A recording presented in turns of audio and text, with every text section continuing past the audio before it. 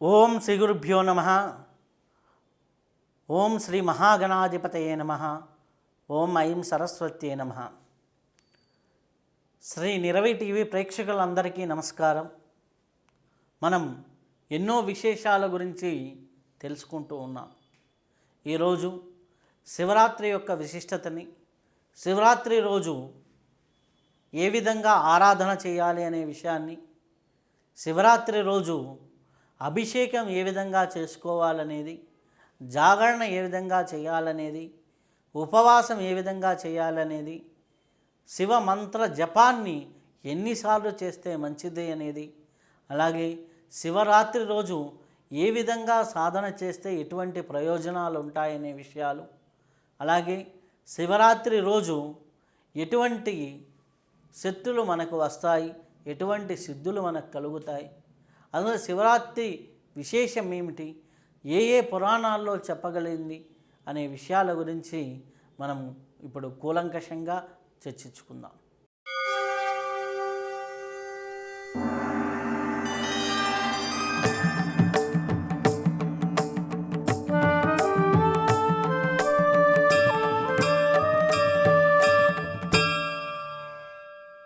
రాబోయేటటువంటి శివరాత్రి విశేషం ఏమిటి, విశిష్టత ఏమిటి అనే విషయాన్ని గురించి మనం ఇప్పుడు తెలుసుకుందాం. శివరాత్రి రోజు ఎందుకు అంత విశేషమైంది అంటే, మనం ప్రతి నెలా కూడా మాస శివరాత్రులని జరుపుకుంటూ ఉంటాం. ప్రతి అమావాస్యకి ముందర వచ్చేటటువంటి చతుర్దశిని మాస శివరాత్రి అని జరుపుకుంటూ ఉంటాం. మాఘమాసంలో వచ్చేటటువంటి మాస శివరాత్రిని మహాశివరాత్రిగా జరుపుకుంటూ ఉంటాం. ఎందుకు ఆ రోజు ప్రత్యేకమైంది అంటే, ఆ పరమశివుడు లింగాకారంలో ఉద్భవించిన రోజు. ఆ పరమశివుడు లింగాకారంలో ఉద్భవించిన రోజు. అలాగే ఇంకొక కథనం ప్రకారం శివపార్వతులకి కళ్యాణమైన రోజు రాత్రి. శివపార్వతులకి కళ్యాణమైన రోజు రాత్రి. అలాగే ఇంకొక దాని ప్రకారం మనం చూసినట్లయితే, పరమశివుడు ఈ యొక్క మనకి మందర పర్వతములతో మనకి పాల సముద్రాన్ని జిలికినప్పుడు మనకి మొట్టమొదటిగా అలాహలం రావటం జరుగుతుంది. ఆ అలాహలం వచ్చినప్పుడు ఆ యొక్క అలాహలాన్ని ఆ పరమశివుడు స్వీకరించి నీలకంఠేశ్వరుడుగా మారిన రోజు. కాబట్టి మాఘమాసంలో వచ్చేటటువంటి అమావాస్యకు ముందర వచ్చేటటువంటి చతుర్దశిని మనం మహాశివరాత్రిగా జరుపుకుంటున్నాం. దీని వెనక ఇన్ని విశేషాలు ఉన్నప్పటికీ మనకి ప్రధానంగా వీటి గురించి చెప్పినటువంటి పురాణాలు ఏవి అన్నప్పుడు స్కంద పురాణము, అలాగే లింగ పురాణము, అలాగే మనం చూసినట్లయితే ఈ యొక్క పద్మ పురాణాల్లో ఈ యొక్క పరమశివుడి గురించినటువంటి ప్రస్తావనలు, శివరాత్రి గురించినటువంటి ఈ యొక్క గాథలు, కథలు మనం చూడవచ్చు. అయితే ప్రధానంగా మనకి ఈ యొక్క ఉన్నటువంటి కథల్లో శివుడు ఈ యొక్క లింగోద్భవంగా అంటే లింగాకారంలో ఉద్భవించిన రోజుగా మనకి ప్రధానంగా చెబుతూ ఉంటారు. అయితే దాని వెనుక ఉన్నటువంటి పురాణ వృత్తాంతం ఏమిటి అన్నప్పుడు, బ్రహ్మ విష్ణువు వీరిరువురి మధ్య ఒక సంభాషణ జరుగుతుంది. నేను గొప్ప, నేను గొప్ప అంటే, నా వల్లే సృష్టి జరుగుతుంది అంటే, నా వల్లే స్థితి జరుగుతుంది అనేసి ఎవరి గొప్ప అనేది విషయాన్ని తెలుసుకోవడానికి ప్రయత్నిస్తూ ఉన్నప్పుడు, అప్పుడు అదే ప్రదేశానికి శివుడు ప్రత్యక్షమవుతాడు. ప్రత్యక్షమై ఈ యొక్క ఎవరు గొప్ప ముందర తెలుసుకుందరు. ఈ యొక్క నిర్వికారమైన రూపం ఒక అగ్నిస్తంభంగా మారి అది ఎక్కడి నుంచి మొదలైంది, ఎక్కడికి అంతమవుతుంది అనే విషయాన్ని ఎవరైతే తెలుసుకుంటారో వారు నిజంగా గొప్ప అనేసి ప్రస్తావించగా, అప్పుడు ఈ యొక్క విష్ణుమూర్తి పాతాళ లోకం వైపుగా ఈ యొక్క ఎక్కడ ప్రారంభమైంది అని వెతకడానికి వెళ్తూ ఉంటాడు. బ్రహ్మ హంస రూపుడిగా మనకి ఊర్ధ్వముఖంగా ప్రయాణం సాగిస్తూ ఉంటాడు. కొంతకాలం వెళ్ళిన తర్వాత ఈయన పైకి వెళ్తూ ఉంటాడు, ఆయన కిందకి వెళ్తూ ఉంటాడు.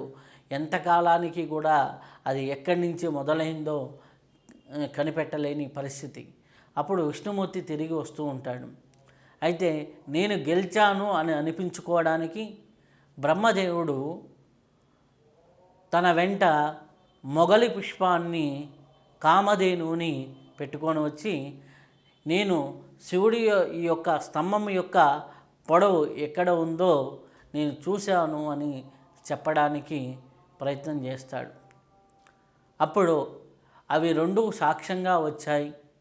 బ్రహ్మదేవుడు నేను చూశాను అనేది చెబుతాడు. అప్పుడు అగ్నిస్తంభంగా ఉన్నటువంటి ఆ రూపం, ఆ లింగ రూపం కాస్త శివుడిగా ప్రత్యక్షమై, విష్ణువు నేను చూడలేదు అని చెప్పాడు కాబట్టి విష్ణువుకు ఒక వరాన్ని ఇస్తాడు. శివుడికి ఎన్ని ఆలయాలు అయితే ఉంటాయో అన్ని ఆలయాలు విష్ణుమూర్తికి ఉంటాయి.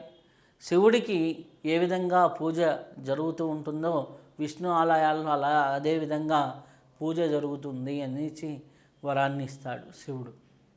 బ్రహ్మ అబద్ధం చెప్పాడు కాబట్టి ఆ యొక్క అబద్ధం చెప్పినటువంటి 5వ శిరస్సుని ఖండించి బ్రహ్మకి పూజా అర్హత లేదు అనేసి శపించడం జరుగుతుంది. అలాగే ఈ యొక్క మొగలి పువ్వు కూడా సాక్ష్యంగా ఉంది కాబట్టి ఆ మొగలి పువ్వుని ఏ పూజకి పనికి రాదు అని చెప్పడం జరుగుతుందన్నమాట. అలాగే కామధేను తలతో శిరస్సు భాగంతో అవును అని చెప్పి తోక భాగంతో కాదు అని తల ఊపి తోక భాగంతో కాదు అని చెబుతుంది కాబట్టి ఆవుకి శిరస్సు భాగం పూజ అర్హత కాదు, కేవలం పృష్ఠభాగం మాత్రమే, వెనక భాగం మాత్రమే లక్ష్మీ స్థానంగా మనం పూజ చేస్తూ ఉంటాం. ఎప్పుడైనా మనకి ఆవుకు పూజ చేసేటప్పుడు వెనక భాగాన్ని పూజ చేస్తూ ఉంటాం. ఆ వెనుక భాగం నుంచి వచ్చినవే పంచగవ్యాలను కూడా మనం ఎంతో శ్రేష్టంగా చూస్తూ ఉంటాం. ఈ విధంగా ఆ యొక్క అగ్ని స్తంభ రూపంలో ఆ లింగ రూపంలో ఉద్భవించినడు కాబట్టి ఆ యొక్క పరమశివుడు ఆది అంతము లేనివాడు కాబట్టి ఆ యొక్క లింగాని రూపంలో ఉద్భవించిన సమయం కాబట్టి మనం శివరాత్రిగా మనం చూస్తూ ఉంటాం. ఆ రోజు రాత్రి కాలంలో మనకి లింగోద్భవ కాలము అని ప్రత్యేకంగా మనకు చెప్తారు. ఆ కాలంలో మనం పూజలు చేస్తూ ఉంటే చాలా అద్భుతమైనటువంటి ఫలితాలు ఉంటాయి. అయితే ఈ లింగోద్భవ కాలం ఎప్పుడు అనేది సందేహం వస్తుంది. మనము రాత్రి కాలాన్ని అంటే సాయంకాలం 6 గంటల నుంచి మళ్ళీ మరుసటి రోజు ఉదయం 6 గంటల వరకు 12 గంటల సమయాన్ని 4 జాములుగా విడదీస్తాం. అంటే ప్రతి 3 గంటలని మనం జాముగా విడదీస్తాం.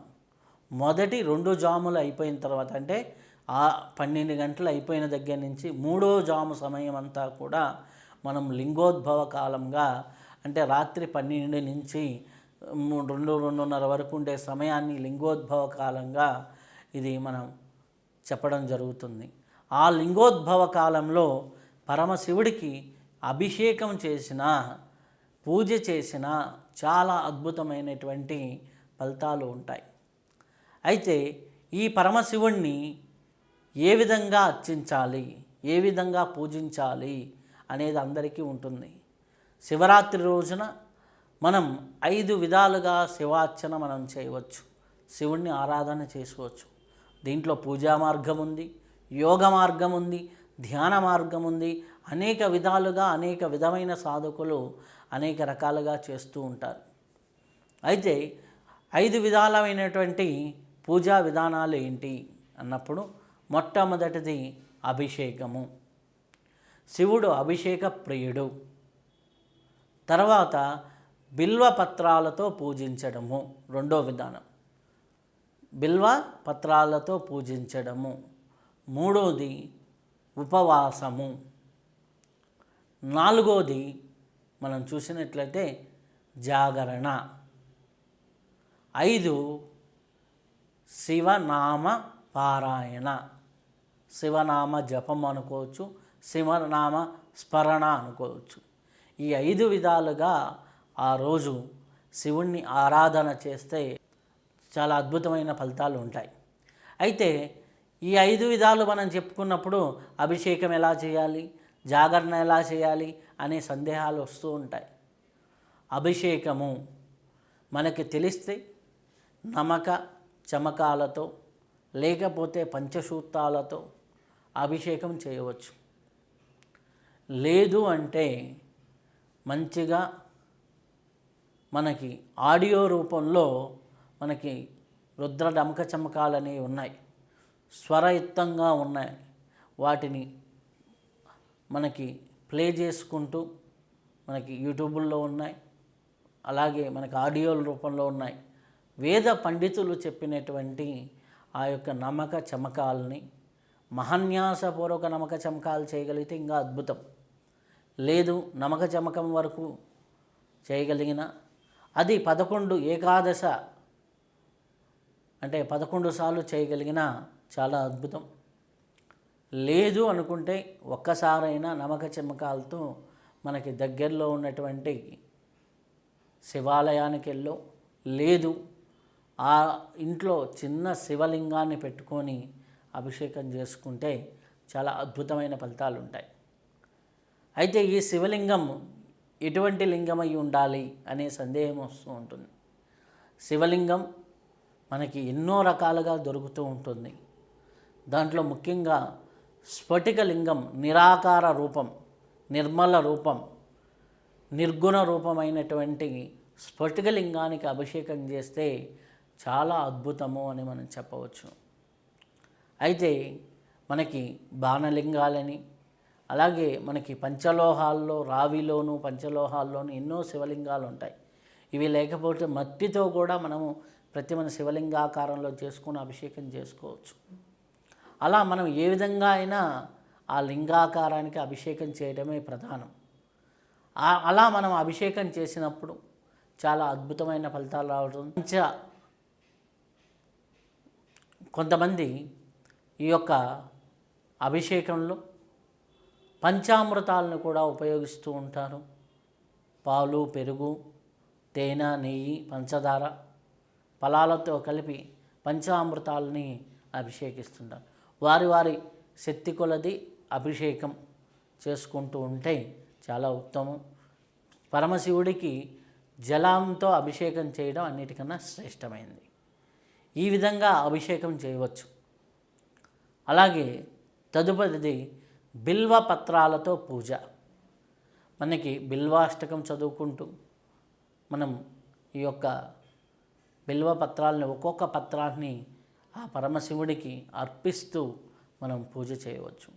అయితే ఈ బిల్వ పత్రాలు ఏదో మనం కొనుక్కొచ్చినా కానీ లేదా తెచ్చుకున్నా కానీ ఎట్లా పడితే అలా కాకుండా శుభ్రపరిచి 3 దళాలు అంటే 3 ఆకులు ఉండేది ఒక దళంగా తీసుకొని అలా ఒక్కొక్క పత్రాన్ని ఆ బిల్వ పత్రాన్ని ఆ పరమశివుడికి అర్పిస్తూ పూజ చేస్తూ ఉంటే చాలా మంచిది. అలాగే ఉపవాసము అంటారు. ఉపవాసము అంటే భౌతికంగా ఒక అర్థము, ఆధ్యాత్మికంగా ఒక అర్థము ఉంది. ఉపవాసము అంటే దేవుడికి దగ్గరగా ఉండటము, ఆవాసము. రెండో అర్థం మన వాళ్ళు ఎప్పుడూ కూడా చూసేది ఆహారం లేకుండా ఉండటం, ఆహారం తీసుకోకుండా ఉండటం. మూర్ఖంగా ఆహారం తీసుకోకుండా ఉండకండి. కొంతమంది మొన్న నాకు ఒక సంఘటన చూశాను.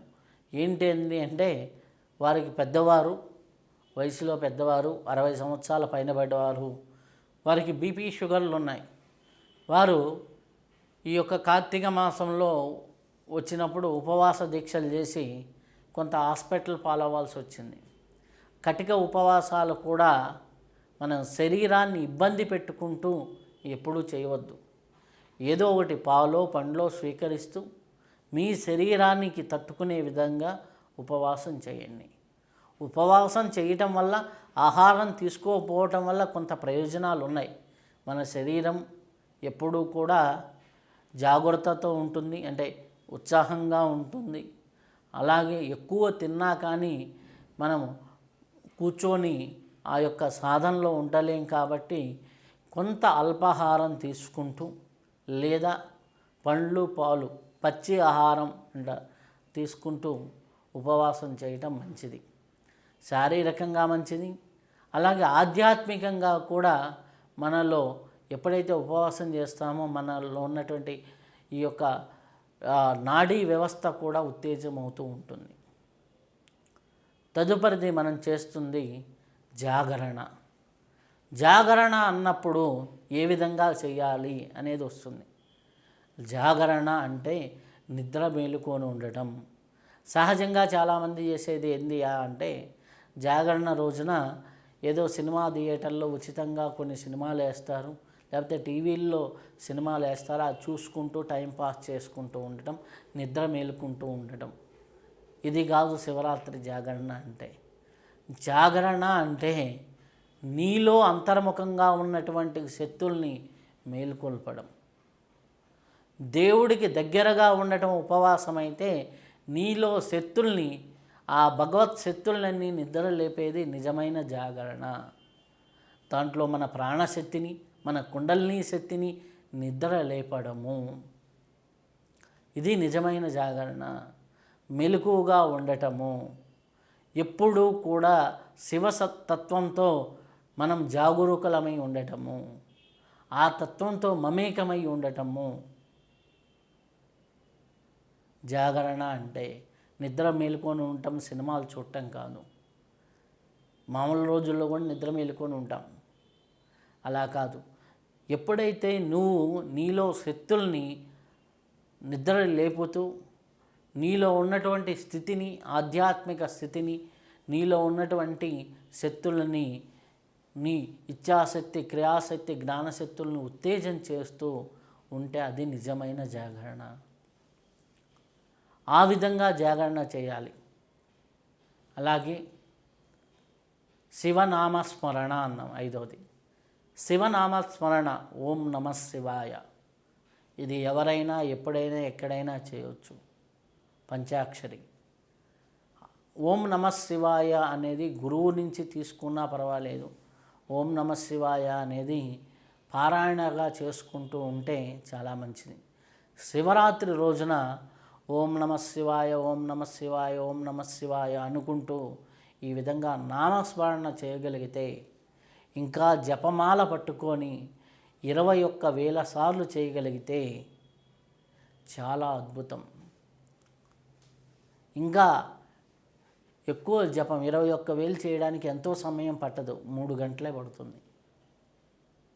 కాబట్టి శివనామస్మరణ చేసుకుంటూ, శివమంత్ర జపాన్ని చేసుకుంటూ ఆ రోజు రాత్రి జాగరణ చేస్తూ, నామస్మరణతో జాగరణ, జాగరణతో ఆ భగవంతుడి దగ్గర ఉపవాసం చేస్తూ ఆటోమేటిక్గా ఆ భగవంతుణ్ణి ఆ జపంతో అర్చిస్తూ ఆ యొక్క పరమశివుడికి అభిషేకిస్తూ ఆ శివునితో ఆ రాత్రంతా గడపగలిగితే చాలా అద్భుతమైనటువంటి ఫలితాలు మనకు వస్తాయి. అదేవిధంగా మనకి సైంటిఫికల్గా ఏముంది ఈ శివరాత్రి రోజున అంటే, మనకి భూమండలంలో ఉత్తరార్ధగోళంలో మనకి చల్లదనం అనేది విపరీతంగా పెరిగిపోతుంది. అప్పుడు మనలో ఉన్నటువంటి సహస్రార చక్రం ఈ యొక్క ఉత్తరార్ధగోళానికి ప్రతీక. భూమిలోకి ఉత్తరార్ధం నుంచి శక్తి వచ్చి దక్షిణార్ధం నుంచి వెళ్తూ ఉంటుంది. ఇదిగే అయస్కాంత ఆకర్షణ వికర్షణకి, అయస్కాంతానికి ఎట్లా ప్లస్ మైనస్ ఎలా ఉంటాయో అలా ఎప్పుడు కూడా మన సహస్రాల నుంచి శక్తి వస్తూ ఉంటుంది. అది విశ్వశక్తి అంటాం. మనలో ఉన్న శక్తిని కుండలిని శక్తి అంటాం. ఎప్పుడైతే ఈ విశ్వశక్తి ప్రవాహం అనేది అధికంగా ఉంటుందో, నువ్వు ఉపవాసం చేసినప్పుడు, శరీరంలో ఆహారం లేనప్పుడు అది తీసుకోవటం అనేది ఎక్కువ అవుతుంది. స్వీకరించే శక్తి పెరుగుతుంది. అప్పుడు నీలో ఉన్నటువంటి అధోరేతస్సుగా మిగిలిపోయినటువంటి కుండలిని శక్తులు, శరీరంలో ప్రాణశక్తులన్నీ ఊర్ధ్వరేతస్సుగా వెన్నుపాము నుంచి పైకి రావటం జరుగుతుంది. ఇది ధ్యాన యోగులు చేసేటటువంటి ప్రక్రియ. ఆధ్యాత్మిక సాధనా మార్గంలో యోగ ప్రక్రియ. ఇది మన వెన్నుపూస వెంబడి పైకి వచ్చి సహస్రారానికి చేరుతుంది.